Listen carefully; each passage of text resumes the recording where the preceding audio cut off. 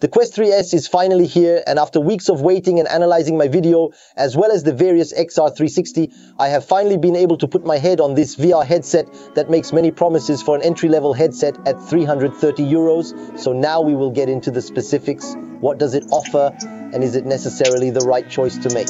Hello everyone, it's Matthew from Stay Connected, and let's dive in together for my first impressions of the Quest 3S.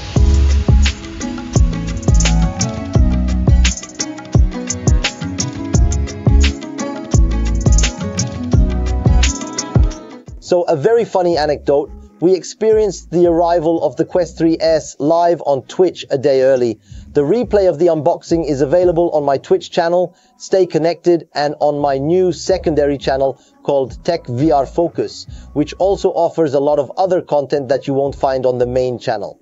So, in the box we find the headset, the controllers, a spacer for glasses, a USB-C cable, and its 18-watt charger, the usual stuff, with everything needed to get started. In terms of design, I must admit it is much less ugly than in the first leaks. In the renders, when you see it in real life, it looks a bit better. However, let's not kid ourselves, I still prefer Pico's approach. But, well, that's very subjective. Just a reminder, the Quest 3S is the new entry-level offering. The Meta Quest 2 will gently retire. Even though I will keep it carefully, it is just there to play a bit of multiplayer on titles that can still run. And for the collector's aspect, let's not kid ourselves. My advice now is to avoid the Quest 2 unless you want to use a PC VR headset at a very, very, very low cost, like no more than 200 euros. For the rest, if you really have a limited budget, it's better to hold off a little longer, wait to save a bit more to opt for a Quest 3S, knowing that at some point there will likely be some available second-hand for even less than the asking price. The Quest 3S is a bit more compact than the Quest 2, even though, let's not kid ourselves, the box is still quite imposing. We find the triple sensors at the front with 4-megapixel cameras for pass-through, cameras for tracking the controllers and hands, infrared sensors, and we have tiny sensors that serve as a sort of anti-flicker. On the side, we will find the power button, the USB-C port, and the sensors for tracking the controllers, hands, and even the upper body. Below, we will find the volume button, the microphones, and a brand new button that allows us to switch between mixed reality and virtual reality. So on the Quest 3S, you just need to tap on the sides to switch from one to the other. This new button is, let's say, more effective than the double tap, which, while it works quite well, can sometimes be a bit hit or miss. And by the way, we will say goodbye to the 3.5mm jack. So you will need to opt for wired or Bluetooth USB-C headphones. Speaking of Bluetooth, we are promised a latency-free connection. Why is this important? To avoid a delay when watching a movie or video between the audio and the image. But it is especially for rhythm games like Beat Saber or the Mills Body Combat that I was able to test. And I watched entire series and movies on the headset and had a nice, relaxed session on the Mills Body Combat. No issues with latency, I did not perceive it.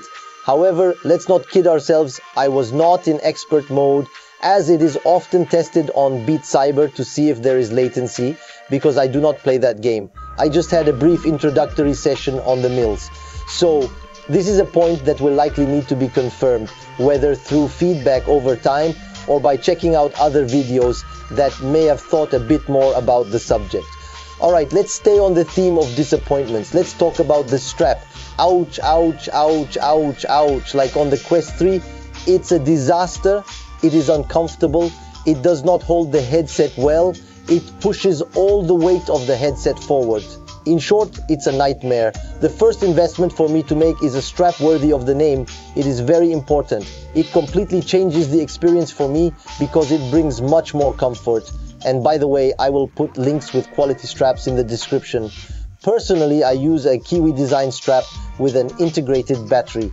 Kiwi is our sponsor on XR360 with Ramese from the Rames VR channel, and they provide us with a lot of equipment. So there you go, I received the equipment for free to present it to you every Monday at 9 PM.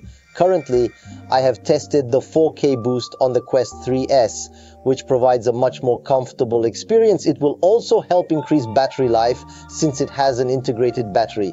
Originally, it is designed for the Quest 3, but Quest 3 straps are also compatible with this 3S because we are on the same sides. However, be careful, the facial interfaces are not. I tested it with one from Kiwi that I also had, and for that matter, do not order a facial interface for Quest 3. You will be disappointed if you only have the Quest 3S. So a little moment of transparency, let's be clear. In this video, I am not sponsored at all. These are really accessories that I have been using long before I became a partner, so to speak, with Kiwi. So I still invite you to look at the different offers on the market. And what's cool is that there is something for every use and every price. And by the way, feel free to give your recommendations down in the comments. Now let's talk about the controllers, which are ultimately no more than the same as on the Quest 3. Effective and precise despite the limitations of inside-out tracking that we know with these standalone headsets. On my side, I have nothing particular to say about this. On the other hand, the Quest 3S clearly has the advantage over the Quest 3 in terms of hand tracking through infrared technology. As soon as I start to be in the dark, the Quest 3 shows signs of weakness and it can no longer properly track my hands, which is clearly not the case for the 3S. It's really cool, and Quest 3 owners might even feel a bit jealous of those who want to play games with hand tracking in the room without disturbing their partner with a little light. It's perfect. There are also accessories for the Quest 3, but this is out of the box, as they say in America.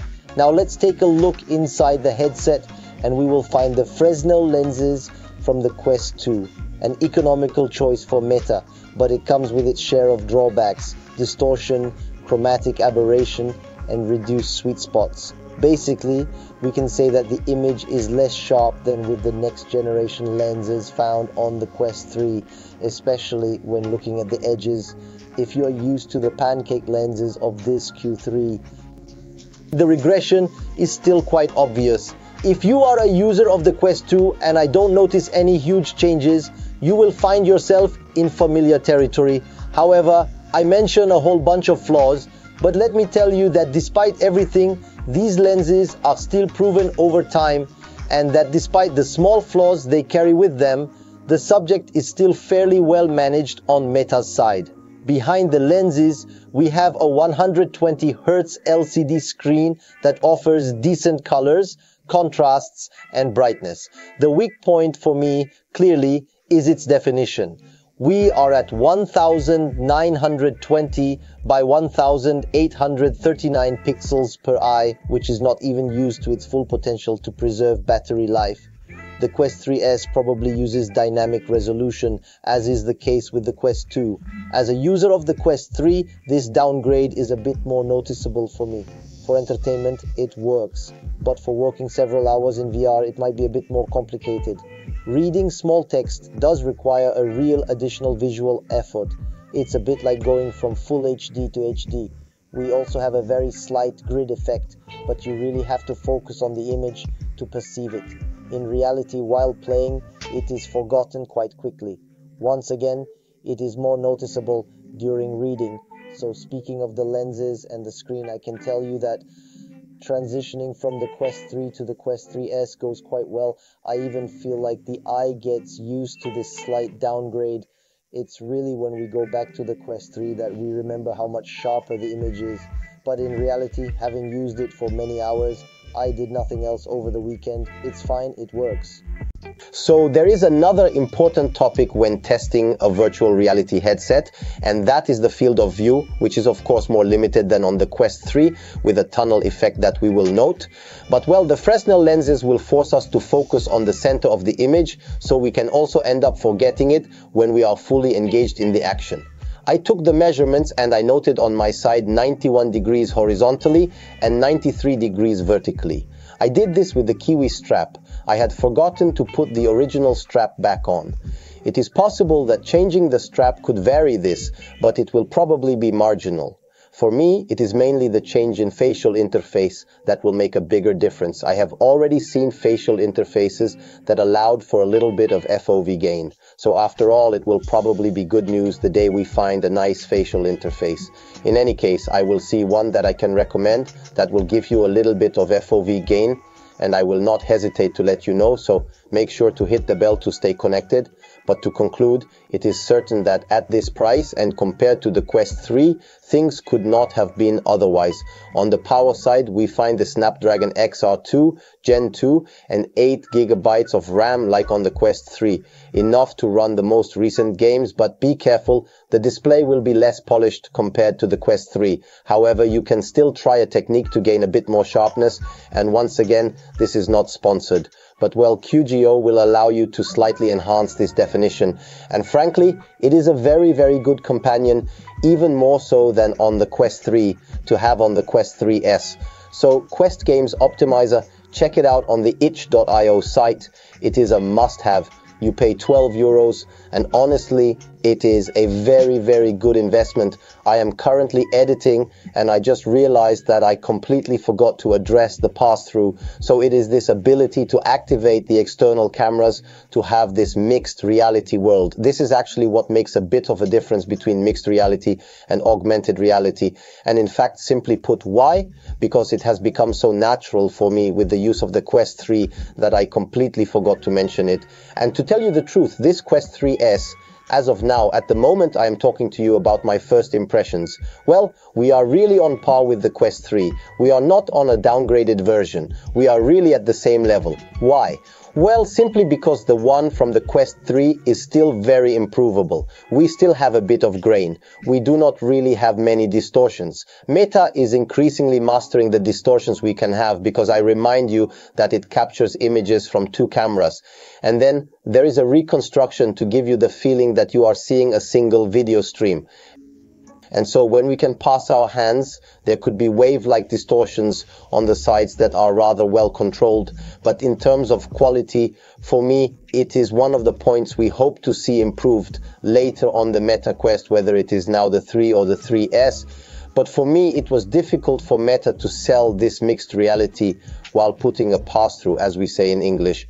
So it is camera vision in a more degraded manner, even on a cheaper version, because it is, let's say, for now usable, but we are still very far from, for example, real vision that could resemble augmented reality. So we have the same cameras as the Quest 3 and we end up with the same quality. So listen, it is rather a good point for those who will opt for a cheaper headset. So for those discovering Meta's VR headsets, these are hybrid headsets. So if you have a gaming PC that holds up, you do not need to have the most powerful models on the market, but not too much entry-level models either.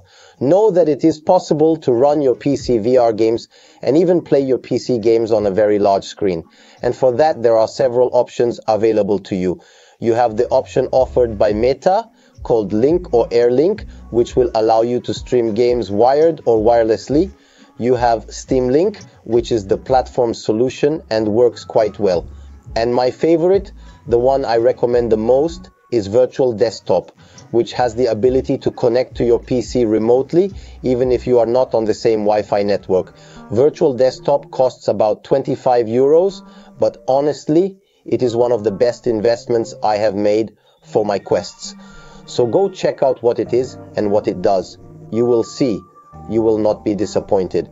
Regarding the PC VR experience, I would say it is completely fine, especially if you are not looking for the highest demands on image quality. Anyway, just know that if you want the best quality, you will definitely need the machine that goes with it. Basically, if you are not intolerant to a little bit of compression, like with the Quest 3, this headset does more than the job. So my verdict, at 330 euros, the Quest 3S is an excellent option to discover virtual reality and mixed reality. Meta has made the right choices, even though I would have preferred pancake lenses, or even those that were on the Pico 4, which are a little less advanced than those on the Quest 3. It is still a very solid product, perfect for a first experience or even an upgrade from the Quest 2, or even why not a second headset. At home, if you are like me, a fan of these headsets for multiplayer gaming, unfortunately, Meta does things very poorly. You will have to buy your titles to enjoy them on a second profile, even if a few rare exceptions manage to work with a single purchase. Nevertheless, a question arises: is it more interesting to buy a new Quest 3S or a used Quest 3? As I explained in my previous video, we can find a few rare used Quest 3s that have prices very close to the Quest 3S. The choice is therefore yours, new or used, with the risks that it entails. If you are not afraid of used and have someone who can help you, go ahead and get the Quest 3. But if you prefer security, the Quest 3S will fully satisfy you. And now it is up to you to tell me in the comments what you think of the Quest 3S. I know that some of you have already told me that you do not understand the hype around this headset. I think it is really a pretty cool headset, and it has fully satisfied me regarding the purchase. If it is clear I was not a tester, I probably would not have bought it, because my Quest 3 is better in many very important aspects. If I had to buy a second one for the house, I might have looked to see if I could find a used Quest 3 at the same price as the Quest 3S. But for me, those who opt for this option will not make the wrong choice. Also, remember that Batman is included, and we even get 3 months of Quest Plus. Even though I am not necessarily a fan of the service, I know that some may want to try it. Meta, in any case, is certainly treating new owners well. Feel free to join me on Twitch. We try to do live streams regularly, often between noon and 1 p.m. Or you have the new secondary channel Tech VR Focus. If you like this video, do not hesitate to leave a like, subscribe and ring the bell so you do not miss any videos. For even more content, we have done, for example, the first impressions of the Huawei MatePad Pro 12. Feel free to check out what it looks like. In any case, I will see you very soon for the next video. And as we say in my house, well, stay connected in VR or not. Bye bye everyone.